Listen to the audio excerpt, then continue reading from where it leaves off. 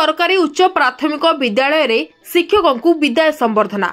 Mohana block झिलिकी सरकार उच्च प्राथमिक विद्यालय रे आज दिन 2टा समय रे शिक्षकों को विदाय संबर्धना दिया जायछि। झिल्ली क्लस्टर थिबा मझी किरिया सरकारी उच्च प्राथमिक विद्यालय शिक्षक लेनार्ध सभा सुंदर और पूर्वतन सीआरसीसी कमल लोचन नायकों को विदाय संबर्धना दिया जायथिबा बेले नूतन सीआरसीसी जे दुर्योधन राव को स्वागत संबर्धना दिया जायथिला।